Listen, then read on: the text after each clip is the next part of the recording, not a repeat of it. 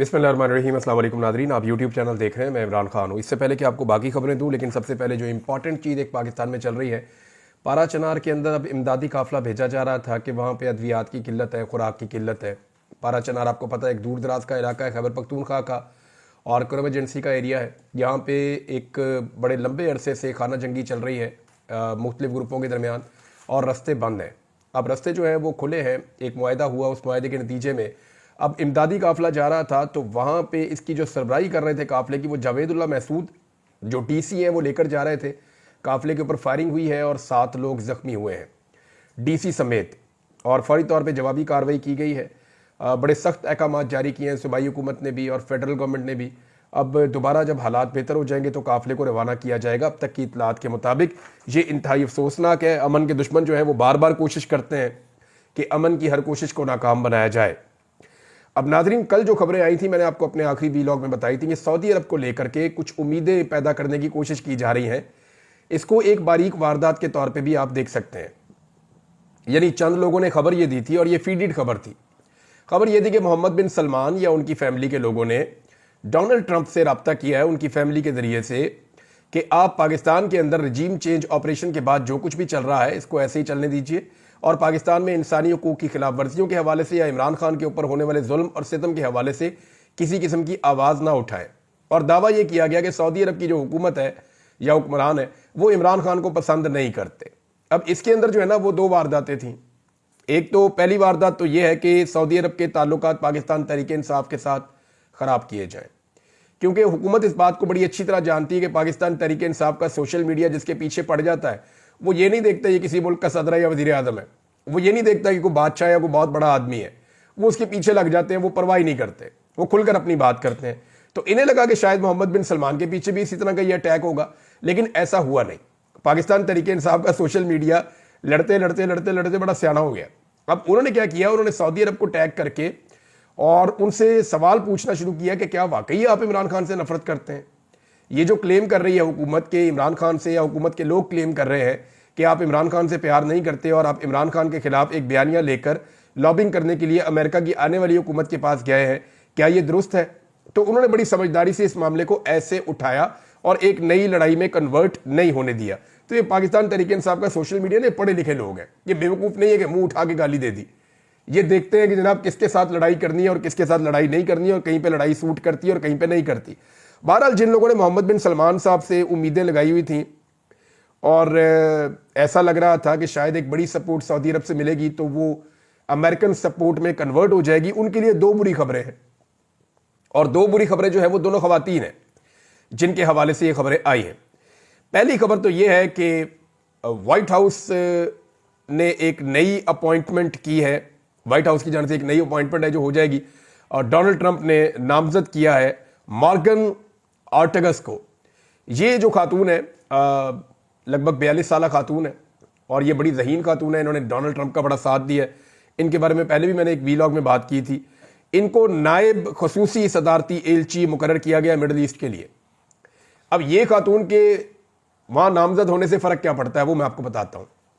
Middle east जब आप बोलते हैं तो फिर आप उसके अंदर शामिल करते हैं सऊदी अरब को, ओमान को, यूएई को और कतर को, बहरीन को, कुवैत को, ये सारे मुल्क मिडल ईस्ट हैं। तो इन सारे मुल्कों के अंदर यानी इन्हीं का इन्फ्लुएंस पाकिस्तान पे आता है ना। या पाकिस्तान अगर कोई लॉबिंग कर रहा है तो सऊदी अरब के ज़रिए से या यूएई के ज़रिए से या सऊदी अरब के ज़रिए से ही करेगा ना।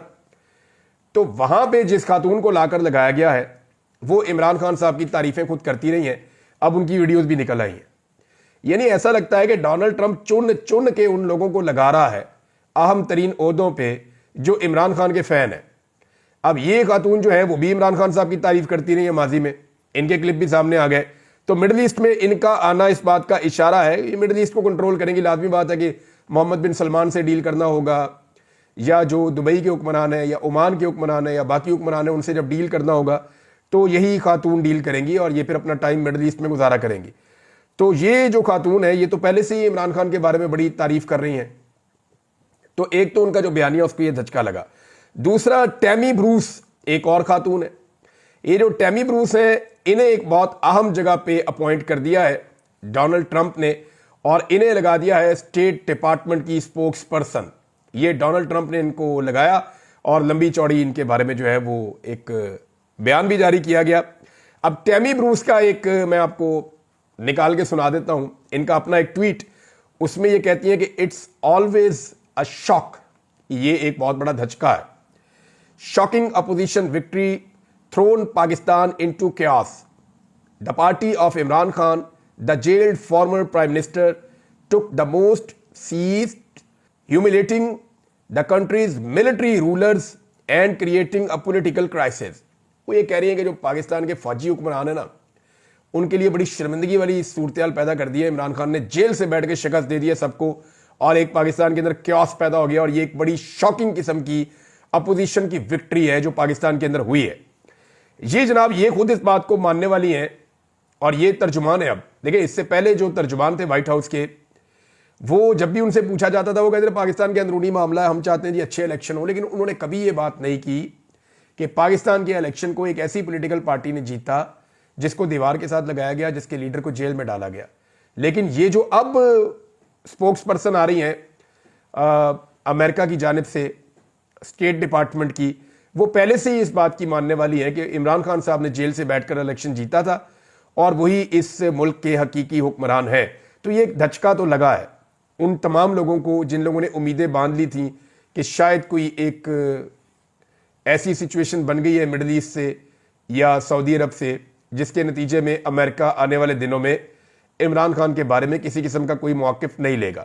ہو سکتا ہے کہ چند % کا چانس ہے, ہو سکتا ہے کوئی اندر کھاتے بات چیت چل رہی ہو, کیونکہ امریکن اسٹیبلشمنٹ اس معاملے کو لے کر تھوڑی سی حساس ہے. لیکن جو امریکن ڈیپ سٹیٹ ہے اسی کو تو شکست دی ڈونلڈ ٹرمپ نے, اور وہ یہی تو چاہتے ہیں کہ دنیا میں جو ڈیپ سٹیٹ کے ایکٹرز ہیں یا جتنے بھی ان کے سپورٹرز ہیں ان سب کو شکست ہونی چاہیے, اور یہاں پہ عمران خان نے بھی انہیں شکست دی ہے پاکستانی اسٹیبلشمنٹ کو. اب جناب ایک اور چیز بڑی اچھی ہے, اور یہ بڑی زبردست ڈیولپمنٹ ہے مذاکرات کے حوالے سے, کیونکہ پاکستان تحریک انصاف اب مذاکرات کر رہی ہے. حکومت کو عالمی سطح پہ یا لوکل لیول پہ کسی قسم کا کوئی بہانہ دینا نہیں چاہتی پاکستان تحریک انصاف کہ جناب یہ تو ہمارے ساتھ بات ہی نہیں کرتے, یہ ہمارے ساتھ مذاکرات ہی نہیں کرتے, تو ہم کس طریقے سے ان کو انصاف فراہم کریں, یہ تو بات کرنے کے لیے تیار نہیں ہے. تو پاکستان تحریک انصاف بات چیت کر رہی ہے. تحریک انصاف نے پہلے یہ اسٹیٹمنٹ دیا کہ اگر عمران خان کے خلاف فیصلہ آ بھی گیا 6 تاریخ والا, تو تب بھی بے فکر رہے, ہم مذاکرات کرتے رہیں گے, ہمیں پتہ ہے عمران خان کے خلاف ہی فیصلے آنے ہیں.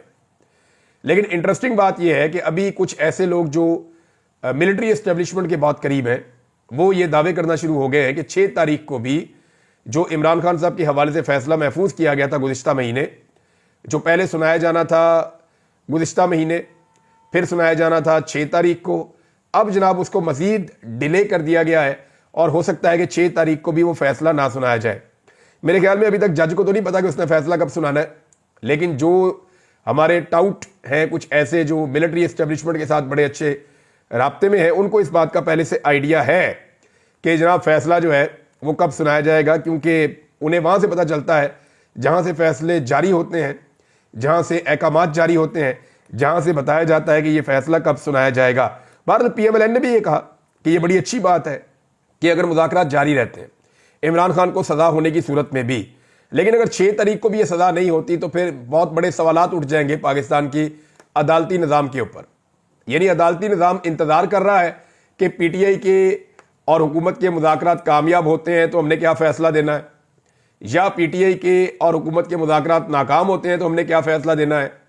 کیا عدالتی فیصلہ مذاکرات کی کامیابی اور ناکامی کے ساتھ مشروط ہے جو جج صاحب انتظار کر رہے ہیں؟ جج صاحب کو تو فیصلہ دینا تھا آج سے 15 دن پہلے, تب فیصلہ نہیں دیا تو 15 دن بعد دے دیتے 6 تاریخ کو. لیکن اگر وہ 6 تاریخ کو بھی نہیں دیتے تو پاکستان کے عدالتی نظام کے اوپر جہاں پہلے ہی بہت سارے سوالات کھڑے ہیں وہاں یہ ایک سوال اور کھڑا ہو جائے گا. پاکستان تحریک انصاف کے لوگ ملنا چاہتے تھے عمران خان صاحب سے. یہ وہ لوگ ہیں جو ایک کمیٹی بنی ہوئی ہے مذاکراتی کمیٹی, وہ عمران خان صاحب سے مل کے رہنمائی لینا چاہتے تھے, لیکن ان کی عمران خان صاحب سے آج ملاقات نہیں ہو سکی. ممکن ہے ہفتے کو ان کی ملاقات ہو جائے یا منڈے کو ان کی ملاقات ہو جائے, آنے والے دنوں میں ان کی عمران خان صاحب سے ملاقات ہو سکتی ہے, لیکن فی الحال آج کے دن ان کی ملاقات نہیں ہوئی. لیکن حکومت نے بھی اس بات کے اوپر زور دیا ہے اور تسلیم کیا ہے کہ بالکل ملاقات ہونی چاہیے پاکستان تحریک انصاف کی پارٹی کے جو لوگ ہیں ان کی عمران خان صاحب سے, تاکہ وہ وہاں سے رہنمائی لے کر آئیں. رانا صاحب نے ایک بڑی عجیب بات کی.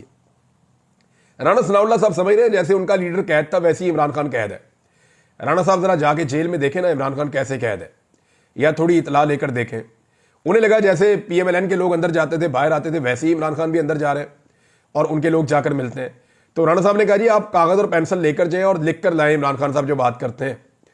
تو اس میں پی ٹی آئی والوں نے بتایا جی ہماری تو انگوٹھیاں اور گھڑیاں تک اتار لیتے ہیں, ہماری تو ایک ایک چیز جو ہے وہ اتروا لیتے ہیں, اور جتنی چیکنگ ہماری اندر جاتے ہوئے ہوتی ہے اس سے زیادہ چیکنگ ہماری باہر آتے ہوئے ہوتی ہے, اور کسی قسم کی کوئی چیز کاغذ پینسل سوال ہی پیدا نہیں ہوتا وہ اندر جانے دیں. وہ وکیل بیچارے جو عدالت کے اندر جاتے ہیں ان کے پاس کوئی پین ہوتا ہے تو وہ پورا یہاں تک تو پورے ہاتھ کے اوپر وہ لکھ کر لاتے ہیں کہ عمران خان صاحب نے کیا بات کی ہے. تو رانا ثناء اللہ صاحب گجے ہوئے ہیں ان عدالتوں اور جیلوں کے جو پرویز مشرف کے دور میں تھی یا جو ابھی ہے. ابھی اس دور میں جو ہو رہا ہے رانا ثناء اللہ کو آئیڈیا بھی نہیں ہے شاید کہ جیلوں کے اندر کس قسم کا سلوک کیا گیا, جن لوگوں کو لاپتہ کیا گیا ان کے خلاف کس قسم کا سلوک کیا گیا ہے. رانا ثناء اللہ صاحب نے ایک سوال اٹھایا کہ کیا اس پر کمیشن بنا دے کہ 26 نومبر کو ایک صوبائی حکومت جتھا لے کر وفاق کے اوپر حملہ آور ہوئی تھی. یہ ایک طرح کی دھمکی ہے کہ جناب آپ وفاق کے اوپر حملہ آور ہوئے تھے, ہم پھر بنا دیتے ہیں کمیشن, آپ بھی پھنس جائیں گے. تو معاملہ یہ ہے کہ میاں نواز شریف صاحب نے بھی لانگ مارچ کیا تھا جب ان کے پاس پنجاب میں حکومت تھی, انہوں نے اناؤنس کیا تھا. تو تب بھی پھر آپ کہہ سکتے ہیں کہ ایک جماعت وفاق کے اوپر حملہ آور ہوئی تھی. کئی مرتبہ آپ لانگ مارچ لے کر اسلام آباد کی جانب آئے ہیں. ابھی حال ہی میں آپ نے 15 مئی 2023 کو جب ہر طرف آپ کا طوطی بولتا تھا تو آپ نے سپریم کورٹ آف پاکستان کے باہر جو دھما چوکڑی کی, میں تو اس وقت اندر تھا, میں نے بعد میں وہ ویژولز دیکھے واپس آنے کے بعد, کہ آپ نے سپریم کورٹ آف پاکستان کے چیف جسٹس کے پتلے جلائے, ان کو گندی گالیاں دی, وہاں پہ آ کر باہر بہت خوفناک قسم کا احتجاج کیا اور بندے کہاں سے اکٹھے کر کے آپ لے آئے. اس سے پہلے آپ نے سپریم کورٹ آف پاکستان کے اوپر حملہ بھی کیا ہوا ہے اور ججوں کو بیچاروں کو اپنی جان بچانی پڑی تھی. تو یہ ساری انکوائریاں اکٹھی کر لیجئے گا, لیکن 26 نومبر کو جو ڈی چوک میں قتل عام ہوا پاکستان تحریک انصاف اس کے حوالے سے انکوائری مانگ رہی ہے اور اس کی انکوائری کی جانی چاہیے, یہ ان کی ایک جائز ڈیمانڈ ہے. 26 نومبر کے حوالے سے ناظرین جو لوگ گرفتار کیے گئے تھے ان میں سے 40 مزید لوگوں کی ضمانتیں منظور ہو گئی ہیں, یعنی روزانہ 30 40 50 کبھی 100 کے قریب یہ ضمانتیں منظور ہوتی جا رہی ہیں. وہ ہزاروں بندے پکڑ لیے تھے, اب وہ آہستہ آہستہ ان کی ضمانتیں ہو رہی ہیں, بندے باہر آ رہے ہیں, اور پاکستان تحریک انصاف کے تھوڑے دنوں کے اندر ایسا لگتا ہے کہ زیادہ تر لوگوں کی ضمانتیں ہو جائیں گی. اور پھر اگر جو لاہور کے اندر 4-5 بڑے رہنما گرفتار ہیں, جن میں شاہ محمود قریشی ہیں, جن میں یاسمین راشد صاحبہ ہیں, میاں محمود رشید صاحب ہیں, جن کے اندر عمر چیمہ صاحب ہیں, جن کے اندر بہت بیمار ہیں وہ اعجاز چودھری صاحب سینیٹر, ان کو ایک مرتبہ بھی نہیں آنے دیا وہاں پہ ان کی سینٹ کے سیشن میں, تو وہ ہیں, اور بھی لوگ ہیں. تو ان لوگوں کو اگر چھوڑ دیا جاتا ہے اور جو لوگ لاپتہ کیے ہیں ان کو بھی چھوڑ دیا جاتا ہے تو عمران خان صاحب کو ایک اچھا جیسچر مل جائے گا کہ واقعی میں اسٹیبلشمنٹ اپنے آپ کو سیاست سے باہر نکالنا چاہتی ہے. بہت سارے ایسے صحافی جو اسٹیبلشمنٹ کے بہت قریب ہیں وہ اب یہ دعوے کر رہے ہیں کہ یہ جو اسٹیبلشمنٹ نے 19 لوگوں کو چھوڑا ہے جنہیں ملٹری کسٹڈی میں رکھا گیا تھا اور فٹافٹ فیصلے دے کر پہلے اپنی جان چھڑائی اور اب جو ہے وہ معافی کا اعلان بھی کیا گیا ہے, تو یہ ایک اچھا جیسچر دینا چاہتی ہے اسٹیبلشمنٹ کے جناب ہم ایک گڈ ول جیسچر دے رہے ہیں. لیکن اس میں حسان نیازی نے انکار کیا, کچھ اور لوگ ہیں وہ بھی ابھی رحم کی اپیل میں نہیں جا رہے. اب ایک چیز اور ہے ناظرین, وہ یہ ہے کہ اسٹیٹ بینک آف پاکستان کے اعداد و شمار ہیں وہ مجھے آپ کے ساتھ شیئر کرنے ہیں. وجہ یہ ہے کہ اس میں سمینہ پاشا صاحبہ نے اس کو رپورٹ کیا ہے, میں انہی کے حوالے سے آپ کو بتا دیتا ہوں کہ عمران خان صاحب ساتھ ساتھ مذاکرات تو کر رہے ہیں تاکہ حکومت کو بھاگنے کا کوئی موقع یا بہانہ نہ ملے, لیکن سیم ٹائم میں ان کی جو ایک تحریک چل رہی ہے سیول نافرمانی کی وہ بھی جاری ہے. اور اس کے پہلے مرحلے میں انہوں نے اوورسیز پاکستانیوں کو کہا تھا کہ آپ نے اپنی ریمیٹنسز نہیں بھیجنی. اب جو دسمبر کے آخری 2 ہفتوں کا ریکارڈ آیا اس کے مطابق فارن ریزرو میں $404 ملین کی کمی ہو چکی ہے. یہ سمینہ پاشا صاحبہ نے رپورٹ کی. اس کے کچھ اور ریزن بھی ہو سکتے ہیں, لیکن اس کا ایک ریزن یہ بھی ہے کہ اوورسیز پاکستانی اب ریمیٹنسز نہیں بھیج رہے. لیکن میرے خیال میں جو اس کا حقیقی طور پہ پتہ چلے گا وہ جنوری کا مہینہ جب پورا گزرے گا تب آپ کمپیریزن کر سکتے ہیں کہ 2024 کے جنوری میں کتنا پیسہ اوورسیز پاکستانیوں نے بھیجا, 2023 کے جنوری میں کتنا بھیجا, 2022 کے جنوری میں کتنا پیسہ بھیجا, اور 2025 کے جنوری میں اوورسیز پاکستانیوں نے کتنا پیسہ بھیجا. تو وہاں سے آپ کو ایک کمپیریٹیو انالیسز کرنا آسان رہے گا کہ اوورآل اوورسیز پاکستانیوں کے بھیجے ہوئے پیسے میں کمی ہوئی ہے یا وہ زیادہ ہوا ہے. ویسے اوورسیز پاکستانیوں کو اس حکومت نے اپنا دشمن بنا لیا. یہ 1 کروڑ سے زیادہ اوورسیز پاکستانی ہے, ان کے ساتھ ایسی بربریت کی گئی ہے, یعنی ان کو باہر ملکوں میں پریشان کیا گیا, کبھی دھمکیاں لگائی گئی کہ آپ کے پاسپورٹ اور آپ کے کاغذات ضائع کر دیں گے, کبھی ان کو تانے دیے گئے کہ تم باہر رہتے ہو باہر کی سوچو ادھر کی مت سوچو, तुम पाकिस्तानी हो ही नहीं, इनको ये भी कहा गया, यानी इनके पैसे सबको चाहिए लेकिन इन्हें वोट का हक भी नहीं दिया गया, इनके हकूक छीने गए, इनको ताने दिए गए। तो ओवरसीज पाकिस्तानी जब पाकिस्तान में आते हैं तो यहाँ एयरपोर्ट के ऊपर उनको तंग किया जाता है, बड़े गौर से उनको देखा जाता है कि ये उनमें से तो नहीं है जो सोशल मीडिया को चलाते हैं। तो ओवरसीज पाकिस्तानियों को जितना परेशान किया गया है उसके रद्देमल तो उसका आना ही है। और इमरान खान साहब को इस बात का आइडिया है कि ओवरसीज पाकिस्तानी मौजूदा रजीम से कितने ज्यादा खाइफ है।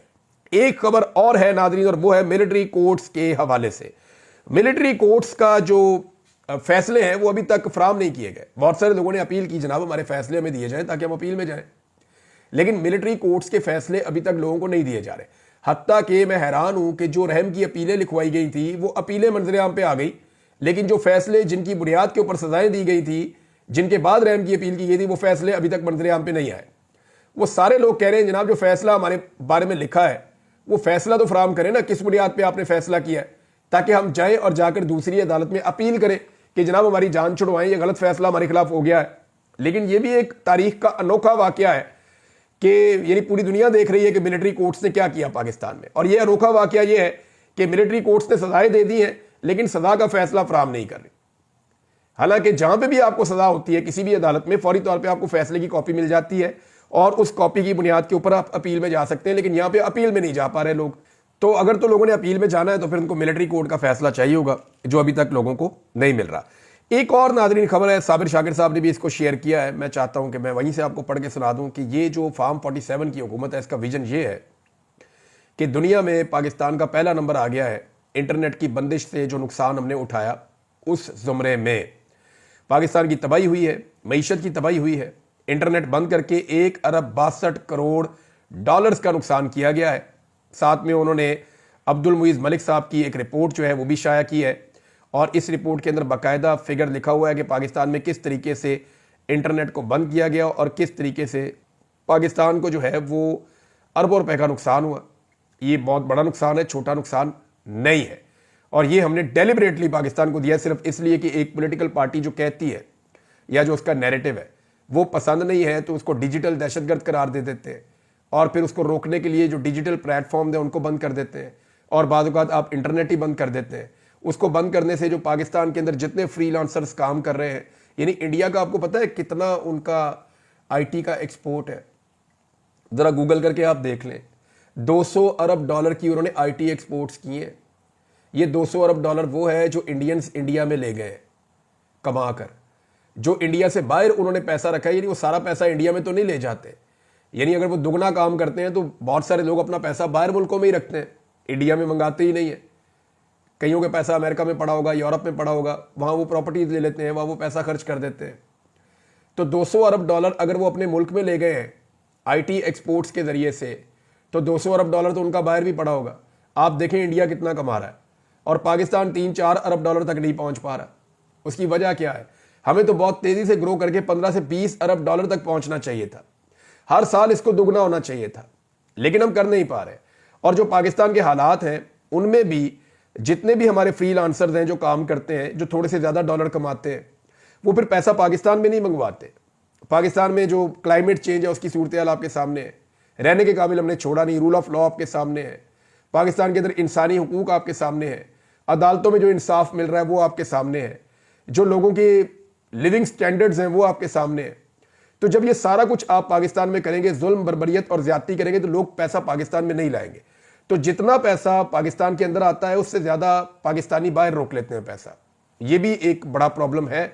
इसको तभी एड्रेस किया जाता है जब पाकिस्तान के अंदर एक ऐसी गवर्नमेंट होगी जिस पे लोग ट्रस्ट करेंगे।